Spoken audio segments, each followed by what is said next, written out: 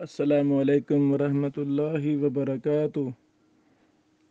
الحمدللہ والصلاة والسلام علی رسول اللہ، اما بعد۔ معارف امام بخاری رحمہ اللہ رحمتاً واسعہ کے تحت آج کا ہمارا سبق ہے امام بخاری رحمہ اللہ کی خدمات حدیث۔ آج کے درس میں امام بخاری کے خدمات پر جو حدیثی خدمات ہیں اس پر میں کچھ بحث کرنا چاہتا ہوں۔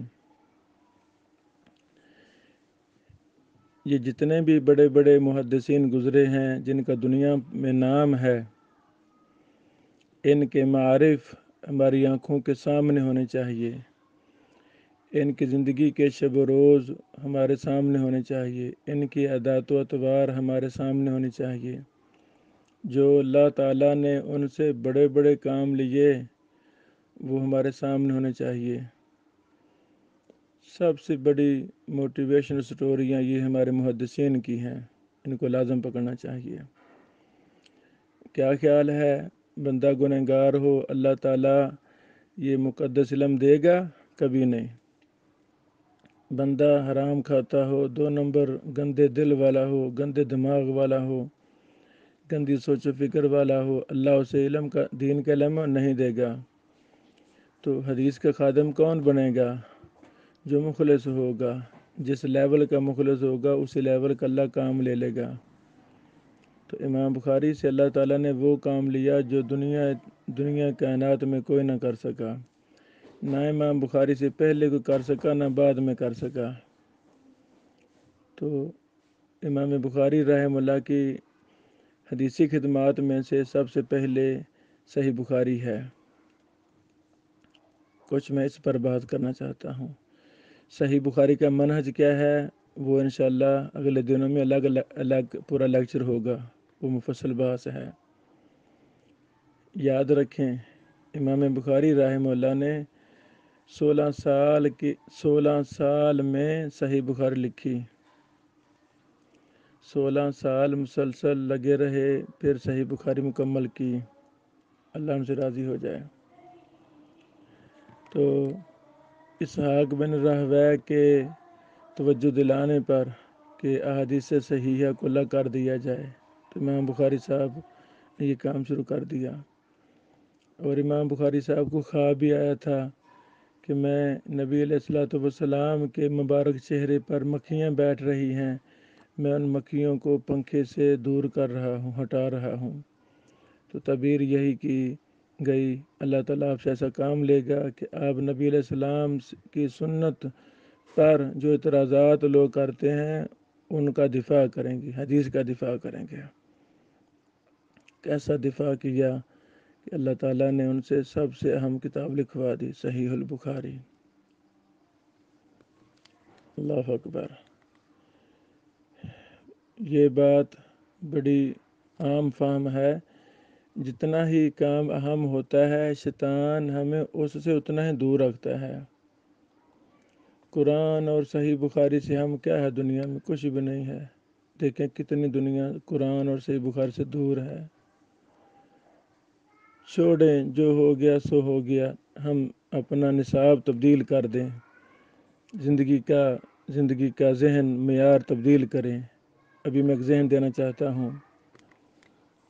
ہم سارے ماں بہنوں بیٹیوں والے ہیں، بچوں والے ہیں۔ جب ہماری بیٹی پرائمری کر لے، پرائمری 6ٹھی کلاس میں نہیں بیٹھنے دینا جب تک وہ قرآن ناظرہ اور 30واں 29واں پارہ حفظ نہ کر لے۔ 5ویں کلاس تک بچے کو 2 پارے حفظ کرنے چاہیے، نہیں 6ٹھی میں بٹھانا۔ ٹھیک حفظ ہو گئے ہیں۔ مڈل کلاس تک ہمارے بچوں کو قرآن کریم ترجمہ تفسیر کے ساتھ آنا فرض ہے، ضروری ہے۔ اسکول بھی جائیں، جہاں مرضی دھکے کھائیں، وہ بھی پڑھیں، دین بھی پڑھیں۔ پھر میٹرک تک ہمارے بچوں کو یہ بلوغ المرام حدیث کی کتاب یہ فرض ہے، ضروری ہے۔ گھر کا قانون بنا دیں، بیٹا بلوغ المرام پڑھے گا تو ایف اے میں داخلہ ملے گا، ورنہ نہیں۔ بات ختم ہوئی۔ اچھا، حفظ کا بچے کا ذہن ہے ایف اے کلاس میں نہیں بیٹھنے دینا، 11ویں کلاس میں، جب تک حفظ نہ کر لے۔ گھر میں کہہ دیا جائے نا، شور مچا دیں، بیٹی میٹرک کر کے، میٹرک کے بعد ایف اے میں تب کرنے دوں گے ہم آپ کو جب قرآن حفظ کر لیں گی، نہیں بیٹھنے دوں گے، تو وہ انشاءاللہ 7ویں 8ویں میں ہی کوشش کرنی شروع کر دے گی، میں نے حافظہ بننا ہے، ماں باپ کی ترجیحات ہوں، ایسے بیٹی تو ایم اے کر، لیکن 16ویں کے امتحان نہیں دینے دوں گا جب تک تو صحیح بخاری تک یہ درس نظامی نہ کر لے۔ پہلے صحیح بخاری آپ کو پڑھنی ہے، پھر جا کے ایم اے کا امتحان دینا ہے، تو یہ ہمارے بچے عالم بنے گے، دین دار بھی، دنیا دار، دونوں چیزیں آ جائیں گی، دونوں علم آ جائیں گے۔ ہمیں ایسی سوچ بنانی ہے۔ تو صحیح بخاری سے لوگ دور ہیں، قرآن کریم سے لوگ دور ہیں، ہم نے امت کو قرآن کے قریب کرنا ہے۔ اللہ اکبر۔ یہ جو میں نے 2 واقعہ بیان کیے ہیں، یہ دونوں ابن حجر رحمہ اللہ نے فتح الباری کے مقدمہ میں لکھے ہیں، ہدیٰ ساری میں۔ ابن ابی یعلا نے طبقات الحنابلہ جلد 1 صفحہ 276 میں لکھا ہے، اپنی سند کے ساتھ، امام بخاری نے کہا، میں نے اپنی کتاب صحیح کو 16 سال میں تصنیف کیا، میں نے اسے 6 لاکھ احادیث میں سے منتخب کیا، 6 لاکھ احادیث سے میں نے اسے اپنے اور اللہ کے درمیان ایک حجت بنا دیا ہے۔ اللہ اکبر، اللہ اکبر۔ امام بخاری صاحب سے ابن عدی نے بیان کیا ہے کہ میں نے اس کتاب میں صرف صحیح احادیث لکھی ہیں، جو احادیث چھوڑ دی ہیں وہ اس سے زیادہ ہیں۔ اللہ اکبر، یعنی 6 لاکھ حدیثیں کل تھی امام بخاری صاحب کے پاس، تو ان میں انتخاب کیا صحیح بخاری کا، مختصر کر کے کتاب لکھی، مقدمہ فتح الباری صفحہ نمبر 7 ہے۔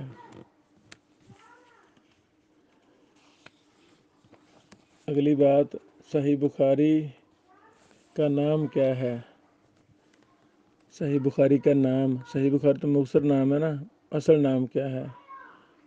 الجامع المسند الصحیح من امور رسول اللہ صلی اللہ علیہ وسلم و سننہ و ایامہ، یہ ہے صحیح نام، الجامع المسند الصحیح المختصر من امور رسول اللہ صلی اللہ علیہ وسلم و سننہ و ایامہ۔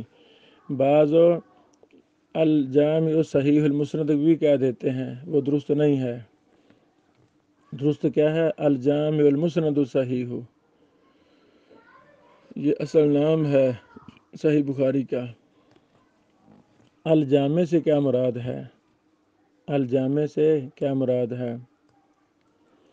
الجامع کا لفظ کتب حدیث کی سب سے ہائی ترین اعلیٰ قسم کے لیے استعمال ہوتا ہے، یعنی حدیث کی وہ کتاب جس میں 8 قسم کے مضامین پر احادیث ہوں، 8 قسم کے، پہلا عقیدہ، دوسرا احکام، تیسرا رقاق، چوتھا آداب، پانچواں غزوات، چھٹا تفسیر اور تاریخ، ساتواں فتن، آٹھواں مناقب۔ یہ 8 طرح کے موضوعات ہوتے ہیں کس میں؟ الجامع میں، الجامع میں۔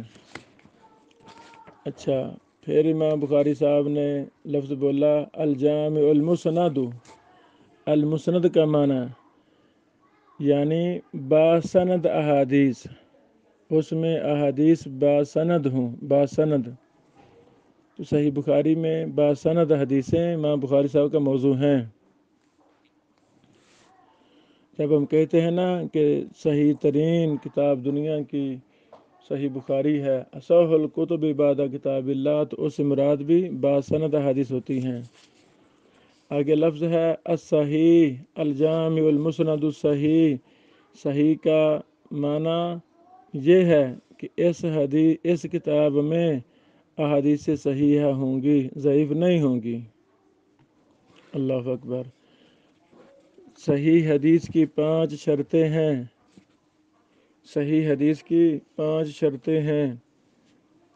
سند متصل ہو، راوی عادل ہوں، راوی ضابط ہوں، شاذ نہ ہو، معلول نہ ہو۔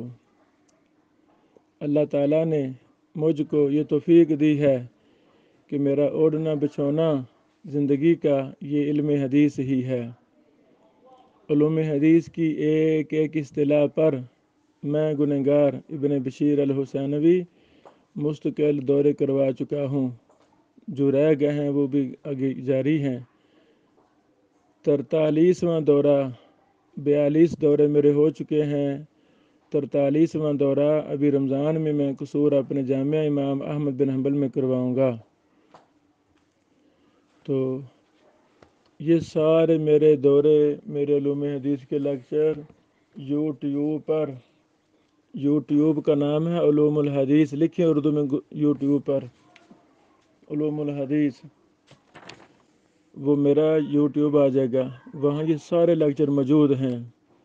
پھر ہر اصطلاح پر کتابیں بھی لکھی ہیں، کسی پر 1، کسی پر 2، کسی پر 3 کتابیں ایک ایک اصطلاح پر لکھی ہیں۔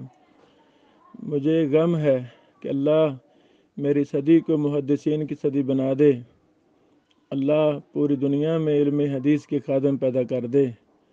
تو یہ کیوں میں نے بتایا، پتہ نہیں آپ کے دلوں میں کتنا شوق ہے، شاید وہ شوق آج تک پورا نہیں ہو سکا، پورا نہیں آپ کر سکے، تشنگیاں ہیں، بس پوچھتے پھرتے ہیں ہر کسی سے، علم میں رسوخ ہے ہی نہیں۔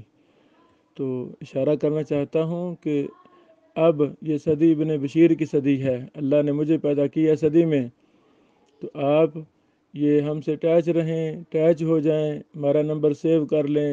دنیا میں کوئی بھی علم حدیث میں آگے نکلنا چاہتا ہے وہ مجھ فقیر سے رابطہ کرے، رابطہ رکھے، انشاءاللہ ہم اس کو اپنے بیٹے اور بیٹیوں کی طرح اس پر محنت کریں گے انشاءاللہ العزیز۔ بہرحال سند متصل ہو، بات ختم نہیں ہوئی، اس پر میرا 1.5 گھنٹے کا لیکچر ہے۔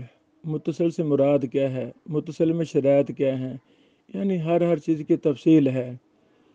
صحیح حدیث کی تعریف میں نے 1 منٹ میں کر دی ہے، سند متصل ہو، راوی عادل ہو، ضابط ہو، شاذ نہ ہو، معلول نہ ہو، بات ختم نہیں ہوئی۔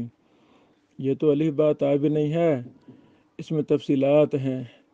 اس صحیح حدیث کی تعریف پر میرا مستقل ایک دورہ ہے، ایک ایک چیز پر میں نے بڑا تفصیلی لیکچر دیے، لاہور میں مجھے مختلف اداروں میں بلاتے رہتے ہیں، تو میں پھر اپنا ایک ترتیب کے ساتھ دورے کروا رہا ہوں، اللہ تعالیٰ قبول فرما لے۔ آگے لفظ ہے مختصر۔ مختصر کا مطلب ہے کہ امام بخاری رحمہ اللہ ایک حدیث سے بسا اوقات کئی مسائل استنباط کرتے ہیں اور اسے مختلف ابواب میں بار بار لاتے ہیں۔ وہ ہر جگہ پوری حدیث ذکر کرتے ہیں، تو کبھی ایک ٹکڑا، کہیں دوسرا ٹکڑا، کہیں تیسرا ٹکڑا، مختصر کے معنی ٹکڑوں میں بیان کرنا، تو یہ امام بخاری صاحب کی مشہور عادت ہے، تو یہ جائز ہے استنباط حدیث کے لیے۔ صحیح بخاری کے ایک ایک حدیث امام بخاری صاحب نے 70 مسائل اخذ کیے ہیں، 100 مسائل اخذ کیے ہیں۔ اللہ تعالیٰ نے مجھ سے 4 کتب کی شرح شروحات لکھوائی ہیں۔ مسند حمیدی کی میری شرح چھپ گئی ہے، اسلامی اکیڈمی لاہور سے ملتی ہے، ہم سے مل جائے گی۔ شرح صحیح مسلم میری 6 جلدوں میں وہ قدوسیہ والے شائع کر رہے ہیں، مکتبہ قدوسیہ لاہور۔ شرح صحیح بخاری میری فتح الرحیم الباری، شرح صحیح بخاری اس کا نام رکھا میں نے، یہ انشاءاللہ اگلے 2 مہینوں تک پہلی جلد آ جائے گی۔ اس طرح ترمذی پر بھی میری شرح ہے، اس میں نے اپنے 2 استادوں کے فوائد کو جمع کیا ہے، پھر اپنی طرح اضافے کیے ہیں۔ اچھا، یہ جو ہے نا شرح صحیح بخاری، اس میں نے فقہ الباب کے تحت امام بخاری کے سارے باب کو جمع کر دیا ہے اور دیگر محدثین کے ابواب کو بھی جمع کیا ہے، اسے کہتے ہیں فقہ الباب، اسے کہتے ہیں تراجم الابواب۔ تو امام بخاری صاحب کی کتاب اس انداز میں پڑھنی چاہیے کہ کس لفظ سے استدلال کیا امام بخاری صاحب نے، اور پھر اس حدیث پر جو آگے ہیں ابواب ان کو بھی دیکھنا چاہیے۔ انشاءاللہ اللہ زندگی دے مجھے بھی، آپ کو بھی، میری شرح چھپے، اس کو لیں تو انشاءاللہ آپ کی آنکھیں ٹھنڈی ہوں گی، دل میں نور پیدا ہوگا، حدیث سے محبت پیدا ہوگی انشاءاللہ۔ اللہ اکبر۔ پھر آگے لفظ ہیں امور رسول اللہ، امور رسول اللہ و سننہ و ایامہ۔ کیا مطلب؟ نبی علیہ الصلوۃ والسلام کی امور، تمام معاملات و سننہ سنتیں، سنن طریقے، و ایامہ تاریخ، ایام سے کیا مراد ہے؟ تاریخ۔ اللہ اکبر۔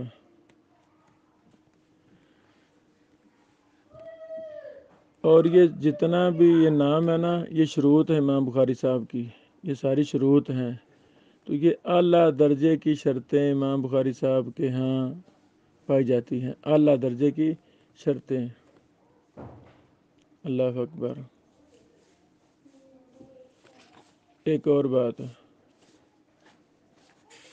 امام بخاری رحمہ اللہ نے اس کو لکھنے سے پہلے خاص اہتمام کیا، وضو کرتے تھے، پھر 2 رکعتیں پڑھتے تھے، استخارہ کرتے تھے، اس کے بعد دل مطمئن ہوتا تب جو وہ حدیث کو لکھتے، کیونکہ وہ حدیثیں صحیح لکھنی تھی نا۔ اس طرح انہوں نے بڑا زیادہ صحیح بخاری پر اہتمام کیا۔ اللہ اکبر۔ صحیح بخاری میں امام بخاری رحمہ اللہ نے جو منہج اپنایا ہے، اس میں یعنی 100 گھنٹہ بات کرنی چاہیے، پھر جا کے تسلی ہوتی ہے۔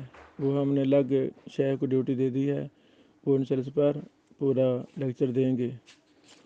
امام بخاری رحمہ اللہ نے معلقات بھی ذکر کی ہیں، معلقات جو روایت بغیر سند کے ذکر کی ہے وہ معلق کہتے ہیں۔ ابواب کے تحت آپ دیکھیں نا، لکھا ہوتا ہے قال الحسن، قال ابن عمر، فعل ابو ہریرہ۔ اب ابو ہریرہ سے لے کر امام بخاری سے سند کہاں ہے، وہ معلق ہے۔ تو معلق کی قسمیں ہیں، صیغہ تمریز کے ساتھ، صیغہ جزم کے ساتھ۔ خلاصہ یہ ہے کہ اکثر یہ معلقات صحیح ثابت ہیں، کچھ تو ماشاءاللہ صحیح بخاری میں ہی باسند سے ثابت ہیں، اور کچھ دوسری کتابوں میں باسند سے ثابت ہیں، اکثر صحیح ثابت ہیں۔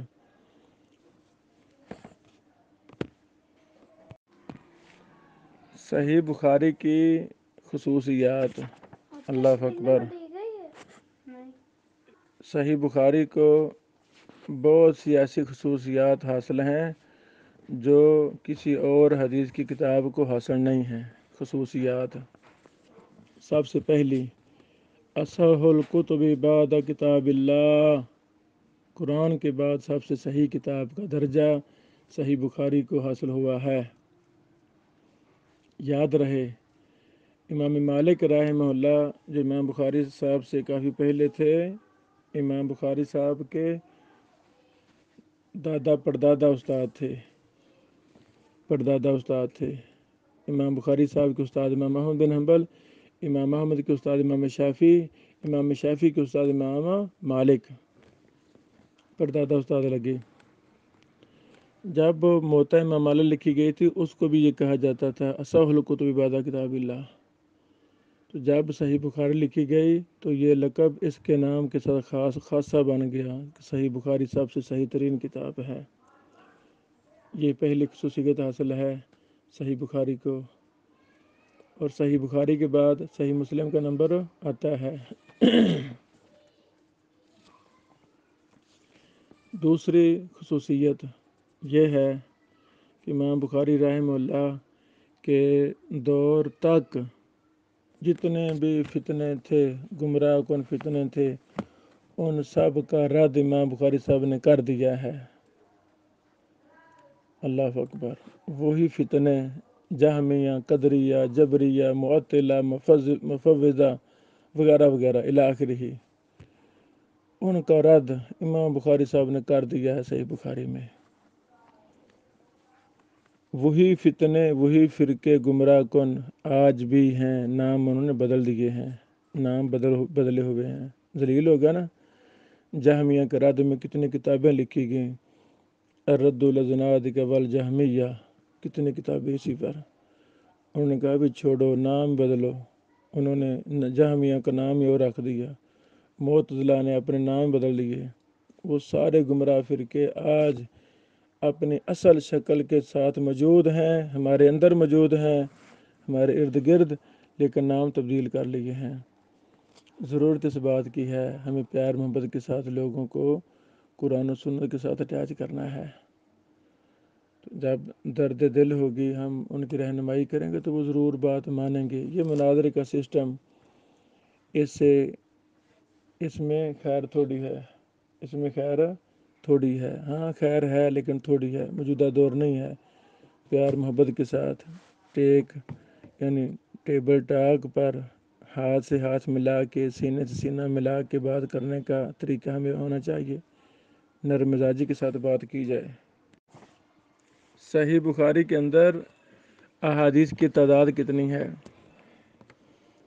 تکرار کے ساتھ، کچھ حدیثیں 2 بار، کوئی 3 بار، کوئی 70 بار بھی بعض حدیثیں ہیں تکرار کے ساتھ، یعنی مقررات کو ملا کر باسند جو صحیح بخاری میں حدیث ہیں وہ ہیں 7563۔ یہ یاد رکھ لیں، 7563 حدیثیں ہیں کل صحیح بخاری میں۔ اللہ اکبر۔ تو منکرین حدیث یہ ذہن میں شیطان کو بات ڈالتا ہے کہ باقی حدیثیں کہاں گئیں؟ بھائی باقی بھی الحمدللہ صحیح مسلم میں بھی آ گئی ہیں، ساری سے مسلم صحیح ہے، باقی مسند احمد میں، ترمذی میں، دیگر کتابوں میں ہیں۔ یہ ساری صحیح احادیث منتشر تھیں، تو اللہ تعالیٰ نے ہماری دور کے امام اور محدث کو توفیق دی، ضیاء الرحمن اعظمی صاحب مدینہ منورہ والے جو ہندو سے مسلمان ہوئے تھے، دین اللہ نے بنا دیا یونیورسٹی کا، مدینہ یونیورسٹی کا، مسجد نبی کے استاد بن گیا۔ انہوں نے کتاب لکھی الجامع الکامل فی الحدیث صحیح شامل، جس کا مراجعہ کرنے کے اللہ نے مجھے توفیق دی آج سے 12-13 سال پہلے۔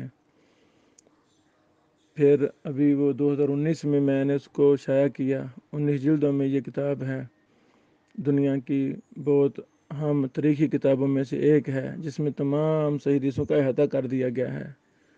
یہ کتاب میں نے شائع کی، الحمدللہ، الجامع الکامل۔ تو یعنی یہ کام باقی ہیں، جتنا آپ کے اندر اخلاص ہوگا، دین سے محبت ہوگی، وہ اللہ تعالیٰ کام ہم سے لے لے گا۔ اللہ اکبر۔ صحیح بخاری میں امام بخاری کی شرط،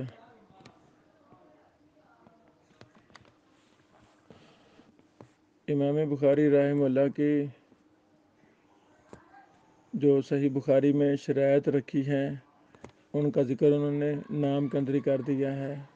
پھر ایک امام گزرے ہیں ابو الفضل بن طاہر المقدسی، مقدسی نسبت سے کئی محدثین گزرے ہیں جو بیت المقدس میں رہتے تھے۔ ان کی کتاب ہے شروط الائمہ الستہ، ابو الفضل بن طاہر المقدسی کی۔ اس میں انہوں نے امام بخاری صاحب کی کچھ شرطوں کا ذکر کیا ہے۔ تو شرط البخاری ان یخرج الحدیث المتفق علی ثقۃ نقلتہ للصحابی المشہور من غیر اختلاف بین ثقات الاثبات ویکون اسنادہ متصلا غیر مقطوع وان کان للصحابی راویان فصاعدا فحسن وان لم یکن الا راو واحد وصح طریق الیہ کفا۔ یہ شرط ذکر کی ہے، شرائط ذکر کی ہیں ابو الفضل بن طاہر مقدسی نے۔ ترجمہ: بخاری کی شرط یہ ہے کہ وہ ایسی حدیث لاتے ہیں جس کے مشہور صحابی تک روایت کرنے والے راویوں کے ثقہ ہونے پر اتفاق ہو، اور ان ثقہ اور مضبوط راویوں کے درمیان کوئی اختلاف نہ ہو، اور اس کی سند متصل ہو، درمیان میں کسی جگہ انقطاع نہ ہو۔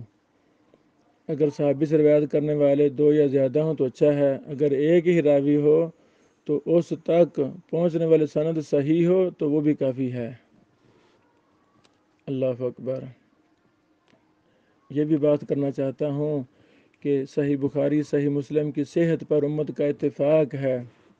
اللہ اکبر، پوری امت مسلمہ کا اتفاق ہے۔ امام بخاری رحمہ اللہ کے دور سے لے کر آج تک ائمہ محدثین نے اتفاق نقل کیا ہے کہ صحیح بخاری پر سب کا اتفاق ہے کہ ساری پسند صحیح حدیثیں ساری صحیح ہیں۔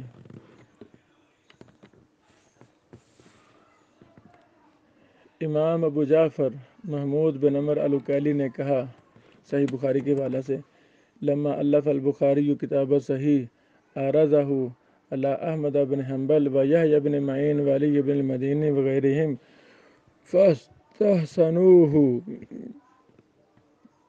وشاہد له بالصحہ الا من 4 احادیث۔ قال الوکیلی والقول فیہا قول البخاری وہی صحیحہ۔ اللہ اکبر۔ ترجمہ: جب امام بخاری صاحب نے کتاب صحیح لکھی، صحیح بخاری لکھ لی، تو اسے اپنے زمانے کے معتبر ائمہ محدثین پر پیش کیا، مثلا امام احمد بن حنبل پر پیش کیا، ابن معین پر، علی بن مدینی پر اور دوسرے محدثین پر پیش کیا۔ ماشاءاللہ، تو ان سب نے اسے بہت اچھا قرار دیا۔ فاستحسنوہ، اچھا کہا، بخاری صحیح بخاری بہت اچھی ہے۔ 4 روایتوں کے سوا ساری کتاب کے صحیح ہونے کی شہادت دی۔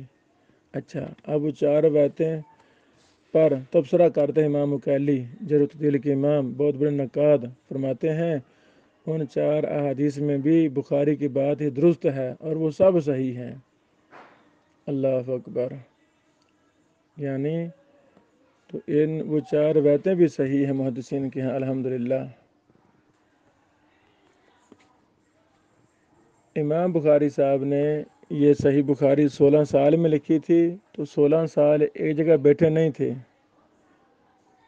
یہ شیطان نے ہمیں ہیلے بہانے سکھا دیے ہیں، نہیں جی میں سفر میں تھا، نہیں، جو ہوتا ہے نا مخلص آدمی، اس کا سفر حضر گرمی سردی ایک ہی ہوتا ہے، وہ ایک مشن کے ساتھ زندگی گزار رہا ہوتا ہے۔ اسے کیا لگے گرمی ہے سردی ہے، اسے کیا لگے بجلی ہے یا نہیں، اسے کیا لگے شادی ہے یا غمی ہے، بس وہ مشن پر ڈٹا رہتا ہے، وہ وقت کی قدر کرتا ہے، اللہ اس کی قدر کرواتا ہے۔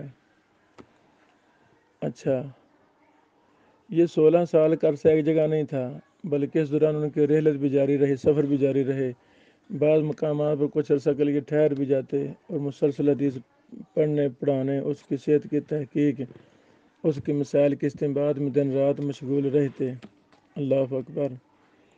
ابو عبداللہ الحاکم نے بیان کیا کہ بخاری صاحب پہلی بار نشا پر 209 ہجری میں آئے اور آخری بار 250 ہجری میں آئے اور وہاں 5 سال ٹھہرے اور حدیث بیان کرتے رہے۔ سیر اعلام نبلا جلد 12 صفحہ 404۔ اللہ اکبر، اللہ اکبر۔ ہم بھی سوتے ہیں، ہمیں بھی حدیث سے پیار ہے، امام بخاری کو بھی پیار تھا۔ ہماری نیندیں اور اس امام کی نیندوں میں کیا فرق ہے؟ ایک نوجوان، وہ 10-12 سال سے مدرسہ سے فارغ، مسجد میں امام ہے، اسکول ٹیچر ہے۔ میں نے پوچھا بیٹا جھوٹ نہیں بولنا، صحیح بتاؤ، صحیح بخاری کتنے دیر سے کھولی ہے؟ جب سے فارغ ہوئے کبھی صحیح بخاری کھولی؟ شرمندہ ہوا، شیخ صاحب معاف کریں، بس مصروفیات ایسی ہیں، کبھی موقع نہیں ملا کھولنے کے لیے۔ ہائے میرے اللہ، یہ ہے امت جس پہ ترس آتا ہے، رونا آتا ہے، ہم نے اپنے دین کو ہی چھوڑ دیا ہے۔ 13 سال پہلے میں نے مسند احمد پر کام کرنا تھا، مسند امام احمد پر کام کرنا تھا، مجھے نسخہ میمنیہ چاہیے تھا، نسخہ میمنیہ۔ اللہ اکبر۔ وہ ایک شیخ مولانا کے پاس تھا، شیخ نے مولانا کے پاس تھا۔ میں نے کہا بھائی مجھے وہ نسخہ دے دو، عاریت میں پھر واپس کر دوں گا، یہی ہمارا طریقہ ہے، کتاب نہیں ہوتی، ہم غریب لوگ ہیں، تو میں لائبریری میں جاتا ہوں، علماء کے پاس منتر لے کر کے کتابیں لے آتا ہوں، جو بھی کتاب لکھنی ہو لے کر واپس کر دیتا ہوں، کہ دیتے ہیں کہ نہیں دیتے، کوئی بات نہیں۔ تو وہ مولانا مجھے کہتے ابن بشیر صاحب کتاب محبوب ہے، محبوب کسی کو ادھار نہیں دیا جاتا، ایسے مجھے شروع ہو گئے شعر پڑھنے، اِنَّ کتاب محبوب والمحبوب لا یعار، اس طرح کے۔ تو مجھے کتاب چاہیے تھی، میں نے اللہ کی طرف رجوع کی، اللہ میں نے کتاب چاہیے، میں خرید نہیں سکتا، اس کے پاس ہے، یہ اس کے دل میں ڈال، مجھے دے دیں۔ بہرحال اللہ نے میرے دل میں بات ڈالی، میں نے کہا محترم مولانا صاحب کتنے سالوں سے مسند احمد آپ کے پاس ہے؟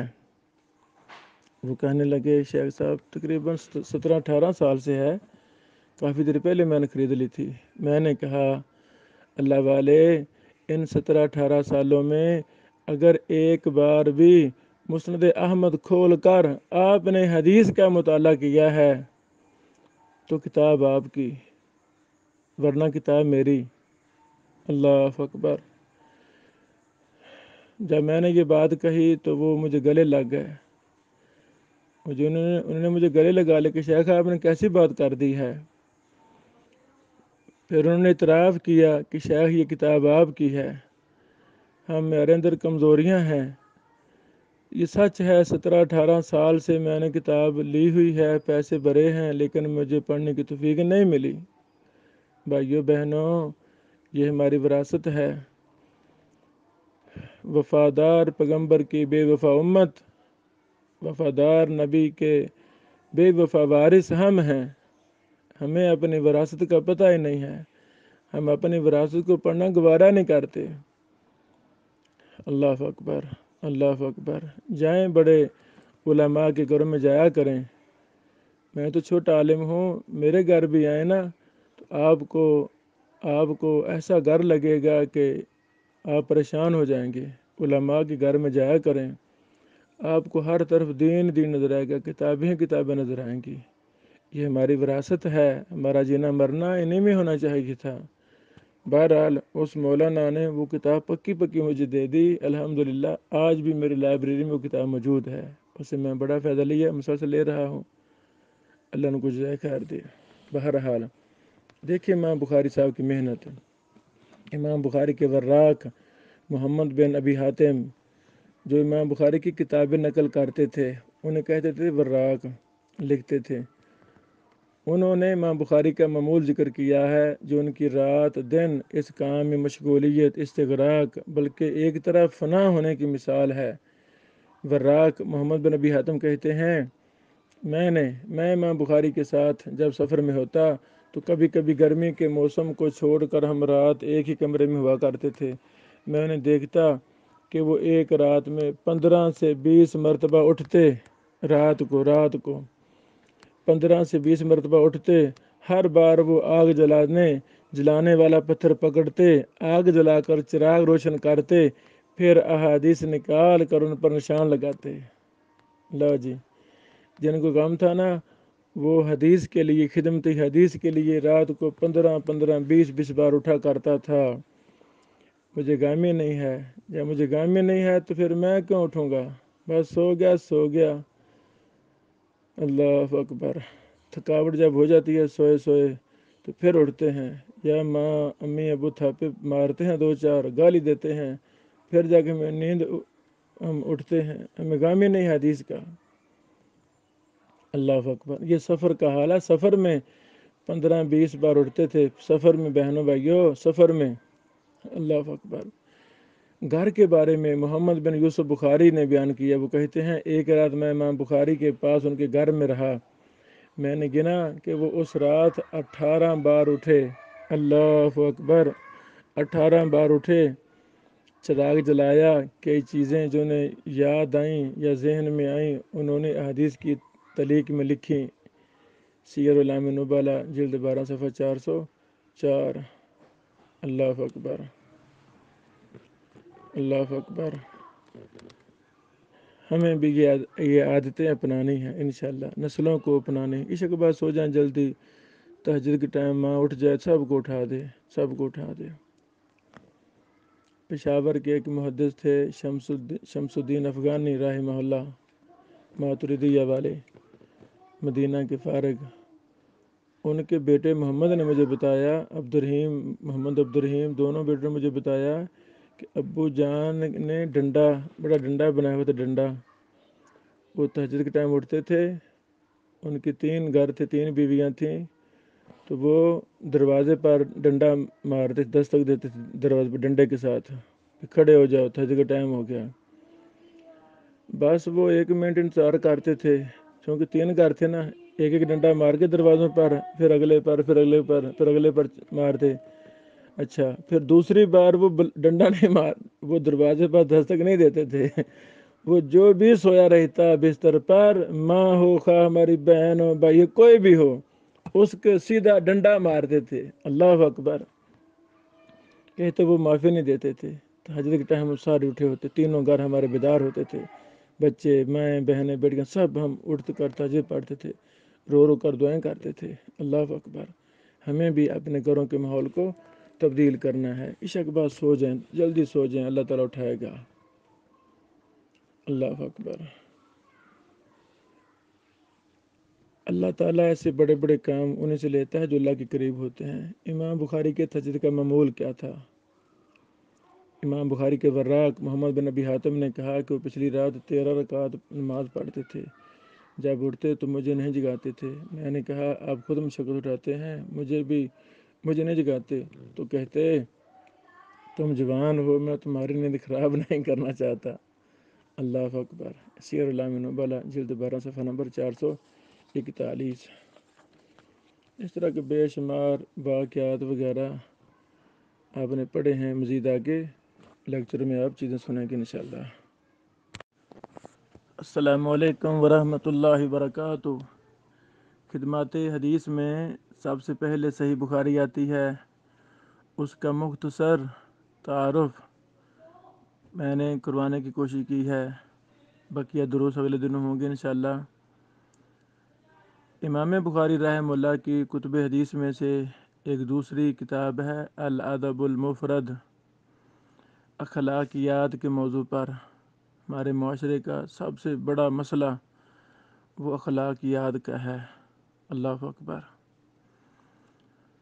ان پڑھ، پڑھے لکھے جس سے بھی رویہ کو اختیار کریں، لین دین کا معاملہ کریں، چلیں، رشتہ لے لیں یا دے دیں، اللہ اکبر، اللہ کی پناہ کہ ہمیں ایسے لگتا ہے کہ یہ لوگ تو کوئی مسلمان ہیں نہیں، اتنے گندے رویوں کے مالک، اتنے کردار اور اعمال میں نکمے ہم مسلمان ثابت ہو رہے ہیں، ہو چکے ہیں۔ اللہ ہماری حفاظت فرمائے۔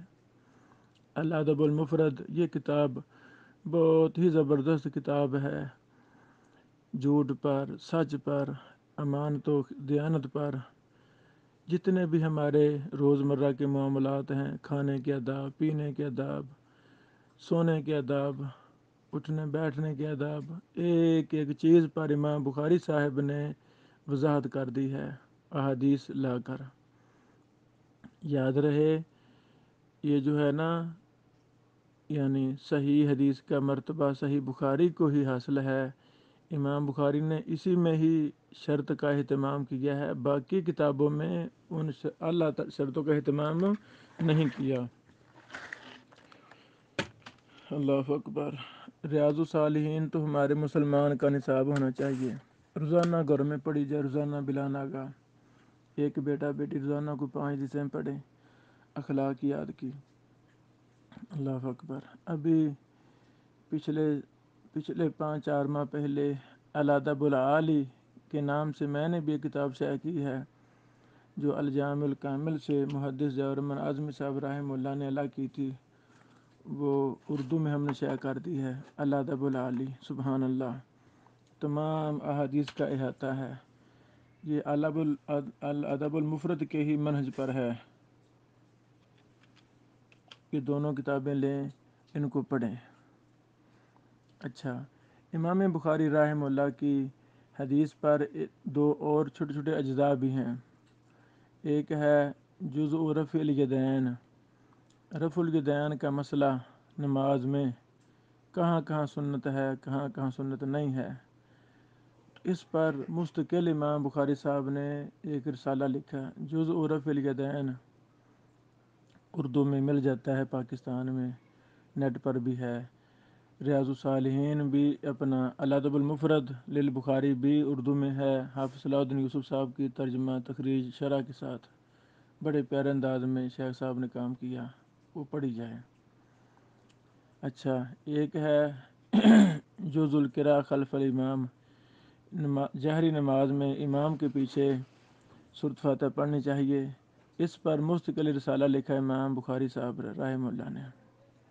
ان مسائل کی اہمیت کے پیش نظر میری گزارش ہے میرے تمام بھائی بہنیں، یہ دونوں رسالے آج رات کو پڑھ کے سوئیں، سونا ہی نہیں ہے جب تک یہ دونوں رسالے پڑھ نہ لیں۔ آپ پڑھیں، اردو میں ہے، یہ گوگل پر سرچ ماریں گے فوراً کوئی بہن بھائی گروپ میں شیئر کر دے یہ دونوں کتابیں اردو والی۔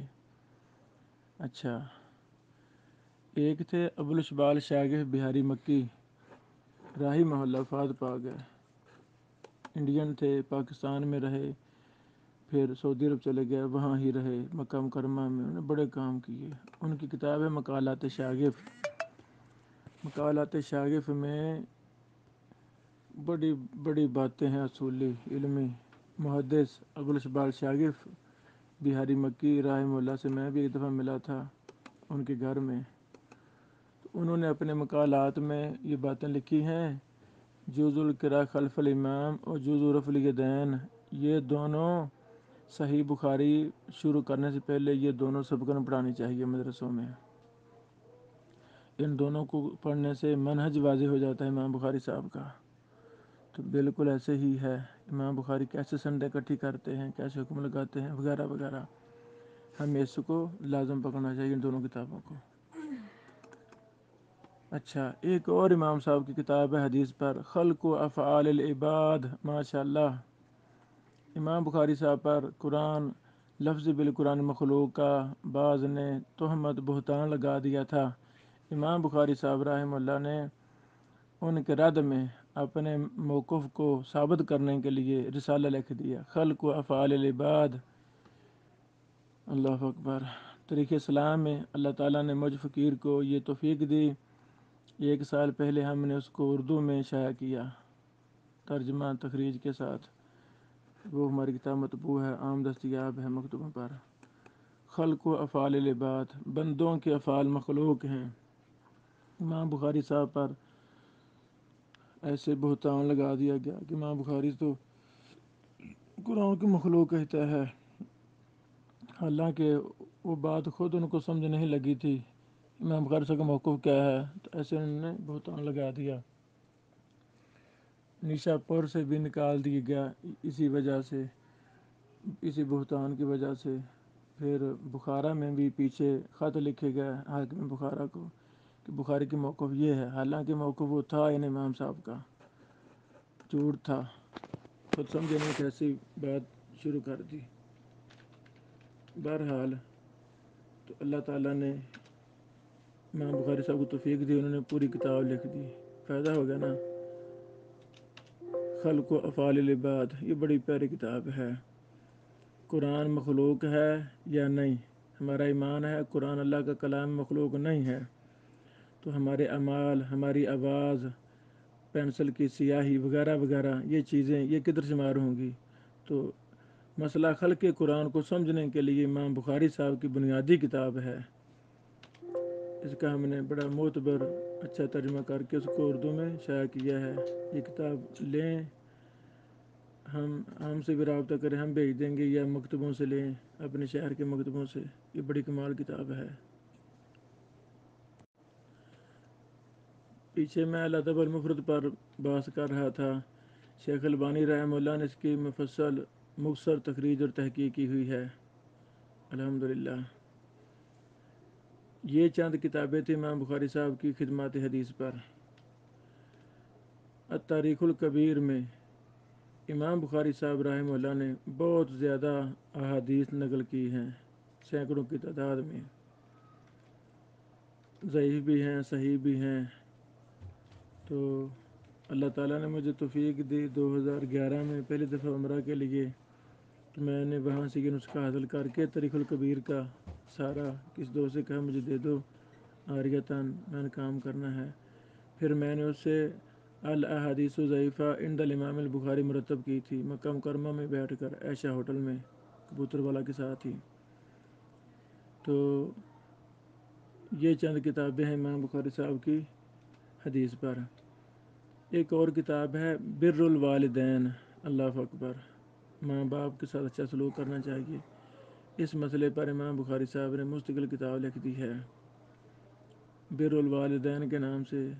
ایک ہمارے بھائی ہیں، فاضل دوست ہیں، حافظ ابو سفیان میر محمدی صاحب لاہور میں ہوتے ہیں، میر محمد قصور کے ہیں، انہوں نے اس کا ترجمہ، تقریر، شرح وغیرہ کی ہے ماشاءاللہ، اور یہ کتاب مطبوع ہے بر الوالدین۔ اچھا، آپ نے امام بخاری صاحب پر تھوڑا سا بھی سنا ہے، تھوڑا سا، زیادہ تو سنا ہی نہیں، وقت کم ہے، کام زیادہ کرنا ہے، لیکن کیا ہمارے گھروں میں امام بخاری صاحب کتابیں ساری ہیں؟ جواب ہے نہیں ہیں۔ تو کیوں نہیں ہیں؟ ہم بھی جھوٹے محبین ہیں، جھوٹے عاشق ہیں۔ جیسے ہمارے بعض بھائی نا نبی علیہ السلام سے بس ایک دو دن عشق کرتے ہیں، لو جی میلاد منا لیں، چھٹی، سارا سال چھٹی، نہ داڑھی کی فکر، نہ نماز کی فکر، نہ عقیدے کی فکر، نہ توحید کی فکر، ایسے ہی ہمارا صاحب ہے۔ تو ہمیں دل سے سچے معنوں میں محبت کرنی چاہیے محدثین سے۔ محدثین سے محبت گویا کہ اللہ کے رسول سے محبت ہے، حدیث سے محبت، حدیث کی کتابوں سے محبت گویا کہ محمد رسول اللہ صلی اللہ علیہ وسلم سے محبت ہے۔ مجھے بتائیں کتنے گھروں میں مکتبے ہیں، مجھے بتائیں کتنے دیہاتوں میں مکتبے ہیں، مجھے بتائیں، یعنی دنیا تو کٹ آف ہو گئی ہے کتاب سے، کٹ آف ہو گئی ہے۔